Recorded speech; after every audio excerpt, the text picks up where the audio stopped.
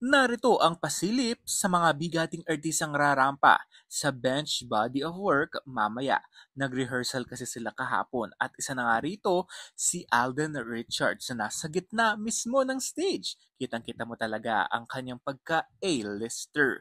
Ngunit bakit wala dito si Catherine Bernardo? Inaabangan kasi ng mga Kat Den fans including me ang pagsasama ng dalawang ito after ng kanilang very successful highest grossing film of all time na kanilang pelikulang Hello Love Again, hindi na sila muli nagkaroon ng interaction o di kaya'y pagsasama sa isang event.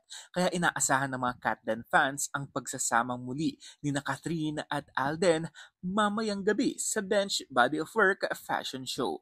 Inaabangan din kasi ang pagrampa ng dalawang ito dahil alam naman natin na bigating artista sina Catherine at Kat. Habang itong si Catherine, konting tiis na lang, ready for the big show tomorrow. Yan ang kanyang story dahil inaabangan din si Catherine mamaya sa bench body of work. Abangan natin ang mga kaganapan mamaya, so stay tuned for more updates.